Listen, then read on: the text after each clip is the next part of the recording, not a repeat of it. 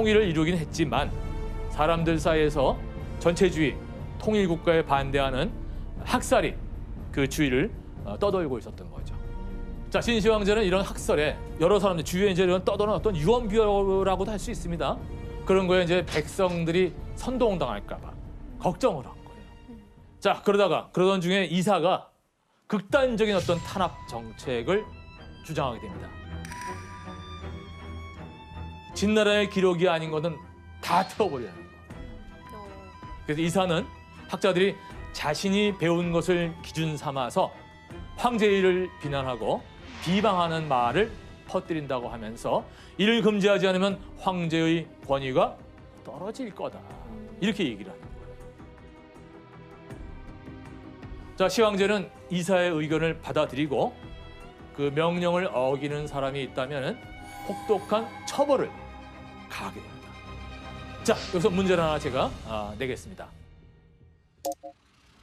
진시황제는 책을 불사르라는 명령을 내리면서 백성들에게 본보기를 보이기 위해 책을 가지고 뭐뭐를 할 경우 거리에서 사형에 처하도록했습니다. 과연 그러면 지금 이 괄호에 들어가는 뭐뭐에 해당되는 것은 무엇일까요? 책을 가지고 책을 가지고 뭘 해? 책을 제가 뭘 했다는 거예요. 뭘 하면은 책을 책 가지고 할 수 있는 게 한 가지밖에 없지 않나요? 읽는 거밖에 없지 않나요? 읽고 정답. 네. 단일. 판매할 경우. 판매. 뭐 그럴 수도 있겠네요. 판매. 정답은 아닙니다. 되게 무서운 얘기네요. 제가 책방을 하는데 책 팔면은 바로 죽인다고 하니까 엄청 무섭네요. 불을 질러야 되는 상황이잖아요. 책을 다. 근데 그 책을 가지고 있는 것만으로도 지금 범법 행위야. 지금 내가 봤을 때. 책을 들고 있기만 해도 그런 상황 아니야 지금? 통치자들이 무엇을 두려워할까요? 이거 어떤 선동이죠. 행위를? 선동. 그런 거죠. 선동될까 봐 걱정. 그렇죠. 책을 가지고 정답. 예. 책을 눈으로 보는 건 괜찮은데 입으로 소리내서 낭독을 하면 낭독을 하면서 뭘 하죠? 방돌하면서 뭐하지? 낭독을 하면서 사람들이 막 의견을 교환해요. 바로 그거예요. 맞아요 이게? 정답입니다. 토론. 아니 그거 토론하는 거예요. 혼자 보면 괜찮고 토론하면 안 되는 거예요? 진시황제는 두 사람 이상이 만나서 과거의 기록에 대해 이야기하면 백성들이 보는 앞에서 사형에 처했습니다.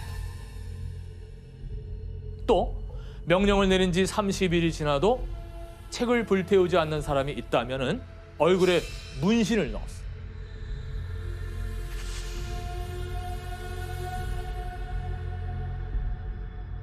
흉측하게. 누가 봐도 저놈은 죄인이네 하는 거 알아볼 수 있게. 낙인을 찍어. 낙인을 찍어버려. 얼굴에 얼굴에다가. 근데 더 무서운 게 있어요.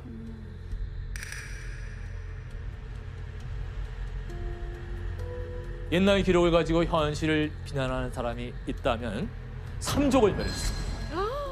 여러분들 삼족이 뭔지 아세요? 삼족을 멸했다 맞아요. 이런 얘기 하는데 삼족. 삼족 삼족을 멸하리라 이런 얘기 하잖아요. 가족도 죽- 3대. 삼대는 그냥 뭐 대를 얘기하는 거죠. 나를 기준으로 한번 생각해 보세요. 우리 아빠 쪽을 뭐라 그러죠? 친족. 친족. 친족. 왜? 그리고 엄마 쪽은 왜? 왜가? 외족. 외족. 네. 그럼 다 끝났네? 그럼 세 번째는 뭔가요? 배우자? 가족? 그거죠. 배우자. 그걸 뭐라 그러죠? 배우자는 뭐라 그래요? 사돈. 처가까지. 그래서 처가까지. 아니 근데 책이라는 거는 읽고 나서 거기에 대한 의견도 얘기하고 잘난 척 하라고 있는 건데 그걸 못하게 하니까 야. 그런 거 뭐 이렇게 막 제안하고 하려면 일이 많았겠네요, 진시황제가. 자, 이제 진나라에서 권력을 가진 사람은 진시황제가 유일했던 겁니다. 하지만 이에 대해서 유생들의 불만이 커지고 진시황제를 더욱 비판하게 되는 거예요. 그러다 보니까 그런 사람들을 갖다가 탄압하기 위해서 더 강력한 그런 처벌을 하게 됐는데 그게 바로 뭐냐? 유언비어를 날조한다는 죄명으로 유생들을 갖다가 신문하고 그리고 그냥 신문을 끝나는 게 아니라 다른 사람을 찌르는 거예요. 다른 사람 잘못을. 그렇게 해야만 풀려나도록 했어요. 그런 식으로 해서 굴을 엮듯이 엮어낸 사람들이 약 460여 명에 이르렀는데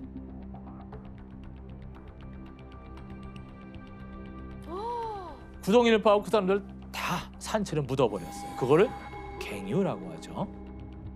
이 두 사건을 합쳐갖고 분서 갱유라고 하는 그런 사건이 나오게 되는 겁니다. 자, 진시 황제의 큰아들은 이에 대해서 유생들은 모두 공자를 공부하고 본을 받고자 하는 이들인데 엄중한 형벌로서 그들을 다스리니 천하의 변란이 생길까 두렵다. 뭐 그런 식의 염려를 했는데 오히려 진시 황제는 그 바른 말을 한 큰아들 갖다가 변방으로 쫓아내버립니다. 결과적으로 볼 때 왕권을 강하게 하기는커녕 진나라 왕조의 통치 기반을 무너뜨리고 정신적으로는 더 큰 반발을 불러일으켰던 거죠. 또 얼마나 무섭냐면 최근에 중국 한 지방에서 진시 황제 시대에 만든 그 족간이 발굴을 했는데요. 그 위에서 이런 내용 써 있어요. 만일 소를 경작에 이용하여 소 허리 둘레가 줄어들었을 경우에 줄어들 치수 1초마다 그 책임자의 매를 10대씩 때린다. 소가 살 빠지면 때리는 네네, 맞아요. 그러니까 그 내용 보면 좀 약간 그 생활 곳곳에서 다 엄한 교직이 있다는 거죠. 아니 소 살 빠지면 두드러 맞는 데잖아. 아니 살이 소가 안 빠질 수 먹는 있지. 걸 내가 보고 어떻게 알아? 아무리 줘도 얘가 입맛이 없으면 어떻게? 그러니까. 내가 아무리 줘도.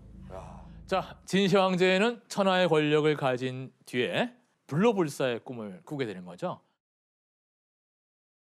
인간적인 어떤 그런 한계를 사실 다 맛본 거예요. 자기가 할 수 있는 거 다 하고 그걸 넘어서자 했던 겁니다. 그러던 가운데 서불이라는 사람이 상소를 올립니다. 꼬드기는 거죠. 바다 가운데 3개의 산이 있는데 거기에는 신선들이 살고 있습니다. 어린 남자아이와 여자아이들을 데리고 가서 신선들을 찾게 해달라는 거죠. 진시 황제가 얘기를 딱 들으니까 솔깃하거든. 그래? 한번 해봐라. 그래서 거금을 내립니다. 거금을 하사해서 서불이 동쪽 바다 곧 우리나라죠, 우리나라. 우리나라에서 볼 때 서해.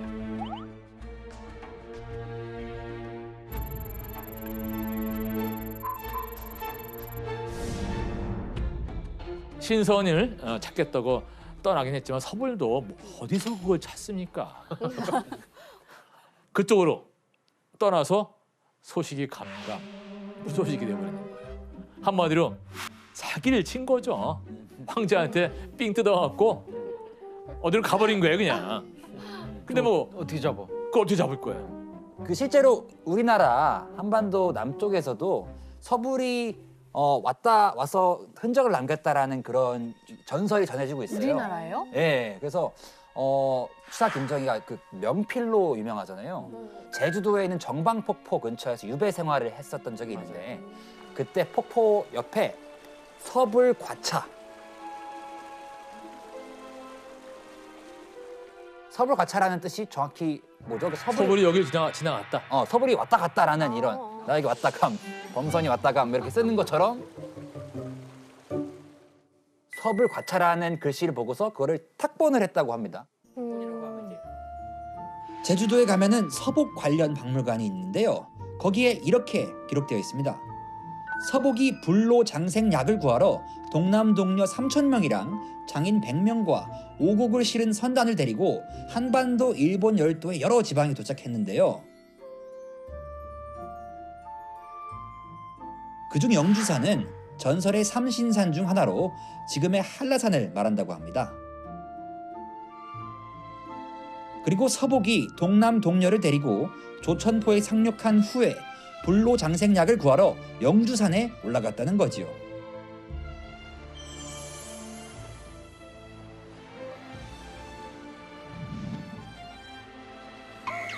서복 일행은 제주도에 머무는 동안 정방폭포의 절경에 감탄해서 정방폭포 암벽에 서불과차라는 단어를 새겼다고 전해집니다.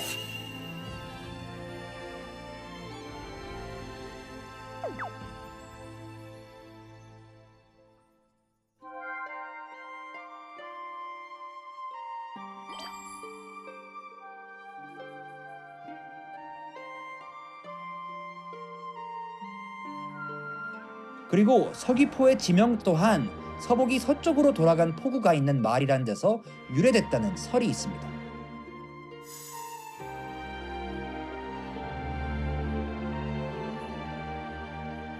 자, 진시 황제는 불사약을 구하기 위해서 할 수 있는 모든 노력을 다했습니다.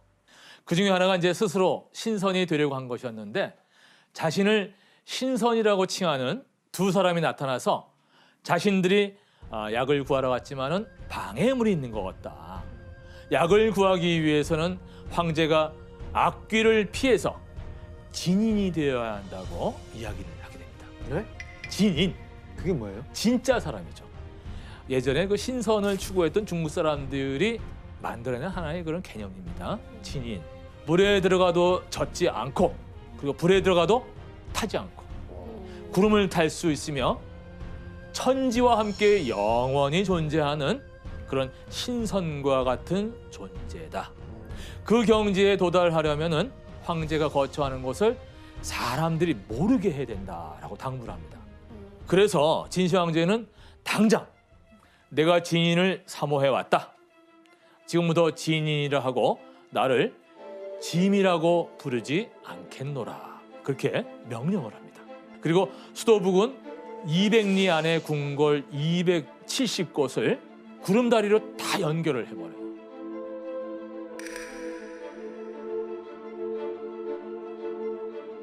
그리고 그 안에 배치된 사람들을 등록된 자기의 자리만 거기만 딱 있게 하고 다른 곳으로 옮기지 못하게 하게 만드는 거죠.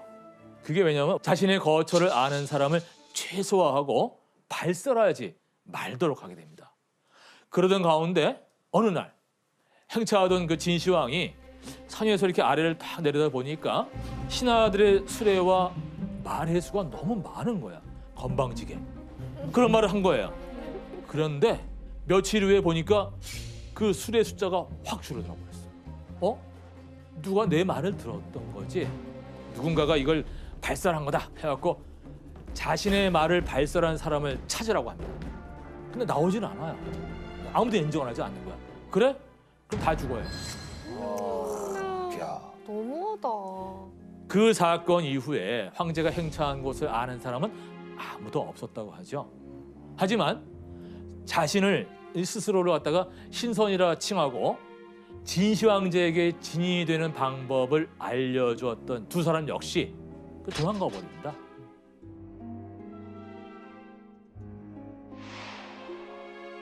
강력한 전제 군주로서 진나라를 다스리고 인간의 마지막 욕망인 영생을 갈망했던 진시 황제. 자, 그의 죽음도 인생처럼 화려했을까요? 진시 황제가 죽기 1년 전에 불길한 일이 여러 번 나타나게 됩니다.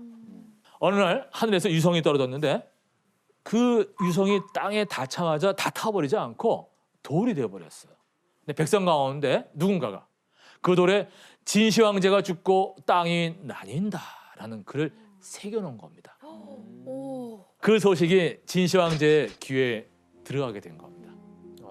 그래갖고 곧바로 사람들을 보내갖고 이제 다 신문했는데 자백하는 사람들은 찾을 수가 없었던 거죠. 그러자 또 그 주위에 있던 사람들을 다 죽여버려요. 그리고 돌도 다 태워버립니다. 진시 황제는 그 다음에 전국을 이렇게 시찰하는 가운데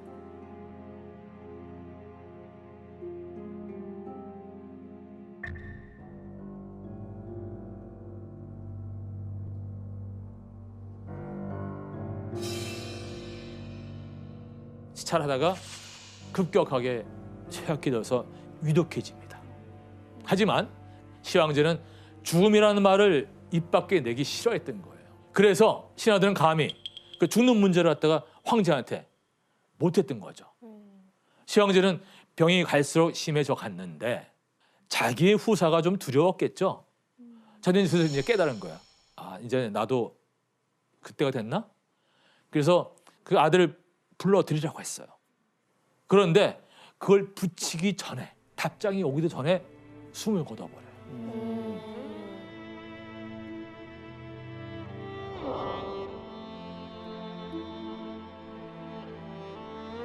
그게 바로 대업을 완수한 지 11년째 되는 그 해였어요.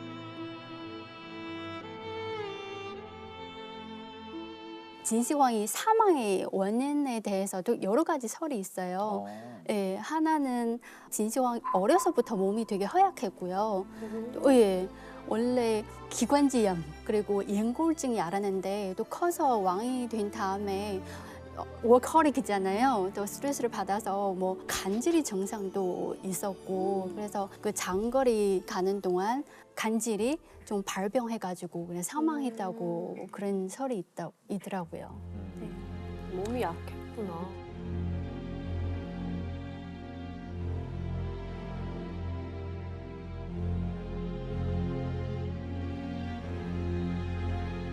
신하들은 진시황제가 외지에서 죽은 것이 알려지게 되면은 또 다른 어떤 변란이 일어날까 두려워서 죽었다는 사실을 비밀에 붙이고 수도로 돌아가는 거예요.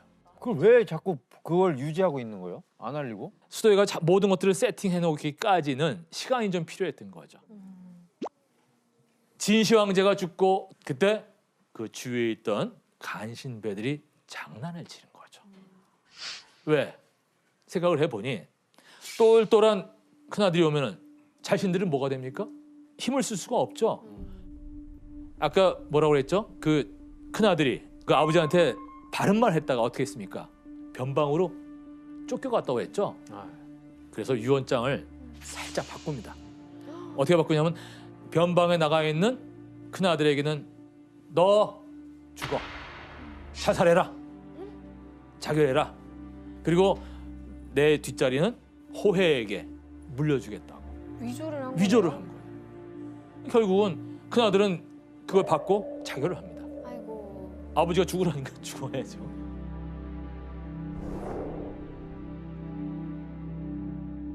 근데 문제가 생기죠. 사람이 죽었습니다. 그러면은 숨길 수 없는 게 있죠. 시신이. 자, 여기서 하나 문제를 제가 내겠습니다. 신하들은 진시황제의 죽음을 숨기기 위해서 시신을 가마에 둔 채 수도로 돌아오게 됩니다. 이때 부패한 시체의 냄새를 감추기 위해서 어떤 특별한 조치를 취하는데, 자, 어떤 조치를 취했던 걸까요? 정답. 뭔가 그 악취를 막기 위해서 냄새가 엄청 강한 액체를 뿌렸을 것 같아요. 뭐 그렇죠. 식초 같은 거? 식초는 아니지만 거의 근접한 어? 냄새를 냄새로 덮는다. 그 발상은 맞아요. 그럼 정답. 그러면은 그 시신 옆에다가 뭐 썩는 뭐 음식? 범섬 씨가 거의 좀 근접해 있어요. 정답. 네. 이 장면은 드라마에서 나오는데요. 드라마에서 나오는데요. 알고 아니 계셨어. 오늘 우리 형님은 드라마로 모든 근데 역할을 그- 하셨어요. 그 드라마 몇 편이에요? 되게 장편이. 되게 장편이에요. 한 장편이죠. 70, 80 정도? 78, 예, 예. 7, 80편. 그 어떻게 나오나요 드라마에?